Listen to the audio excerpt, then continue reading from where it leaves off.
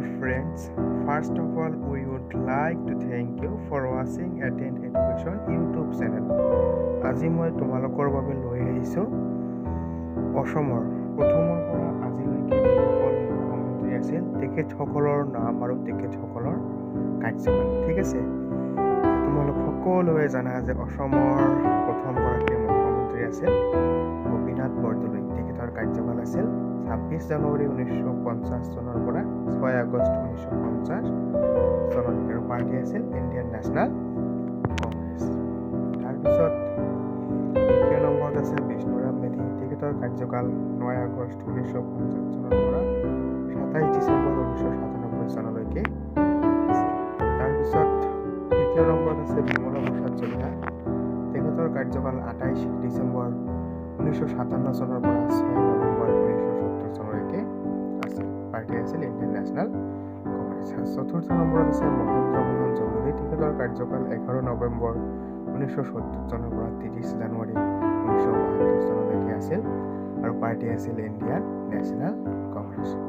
আৰু 5 নম্বৰত আছে শৰৎ চন্দ্ৰ সিনহা। তেখেতৰ কাৰ্যকাল 31 জানুৱাৰী 1972 চনৰ পৰা 12 মাৰ্চ 1978 চনলৈকে আছিল আৰু পাৰ্টি আছিল ইণ্ডিয়ান নেশ্যনেল কংগ্ৰেছ। ষষ্ঠ নম্বৰত আছে গোলাপ বৰবৰা। তেখেতৰ কাৰ্যকাল 12 মাৰ্চ 1978 চনৰ পৰা 4 ছেপ্টেম্বৰ 1979 চনলৈকে। পাৰ্টি আছিল জনতা পাৰ্টি। সপ্তম নম্বৰত আছে যোগেন্দ্ৰনাথ হাজৰিকা। তেখেতৰ কাৰ্যকাল 9 ছেপ্টেম্বৰ 1979 চনৰ পৰা 11 ডিচেম্বৰ 1979 চনলৈকে। পাৰ্টি আছিল জনতা পাৰ্টি। তাৰপিছত প্ৰথমবাৰৰ বাবে অসমত প্ৰথমবাৰৰ বাবে ৰাষ্ট্ৰপতি শাসন। ঠিক আছে, প্ৰেচিডেণ্ট ৰুল ফাৰ্ষ্ট টাইম। সময় আছিল 12 ডিচেম্বৰ 1979 চনৰ পৰা 5 ডিচেম্বৰ 1980 চনলৈকে। তাৰপিছত 8 নম্বৰত 8ম নম্বৰত আছে সৈয়দা আনোৱাৰা টাইমৰ। তেখেতৰ কাৰ্যকাল 6 ডিচেম্বৰ 1980 চনৰ পৰা 30 জুন 1981 চনলৈকে। এইটো এটা গুৰুত্বপূৰ্ণ প্ৰশ্ন হয় প্ৰতিটো কম্পাৰেটিভ এক্সামৰ বাবে যে অসমৰ প্ৰথমগৰাকী মহিলা মুখ্যমন্ত্ৰীৰ নাম কি? সৈয়দা আনোৱাৰা টাইমৰ। ৰাষ্ট্ৰপতি শাসন দ্বিতীয়বাৰৰ বাবে আকৌ সময় 30 জুন 1981 চনৰ পৰা 13 জানুৱাৰী 1982 চনলৈকে। আকৌ তৃতীয়বাৰৰ বাবে ৰাষ্ট্ৰপতি শাসন প্ৰেচিডেণ্ট ৰুল সময় 19 মাৰ্চ 1982 চনৰ পৰা 27 ফেব্ৰুৱাৰী 1983 চনলৈকে। 10ম নম্বৰত আছে হিতেশ্বৰ শইকীয়া। তেখেতৰ কাৰ্যকাল 27 ফেব্ৰুৱাৰী 1983 চনৰ পৰা 23 ডিচেম্বৰ 1985 চনলৈকে। Party Indian national Congress. 11 নম্বৰত আছে প্ৰফুল্ল কুমাৰ মহন্ত।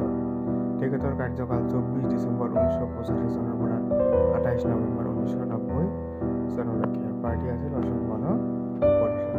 আকৌ চতুৰ্থবাৰৰ বাবে ৰাষ্ট্ৰপতি শাসন প্ৰেচিডেণ্ট ৰুল। সময় আছিল 28 নৱেম্বৰ 1990 চনৰ পৰা 30 জুন 1991 চনলৈকে।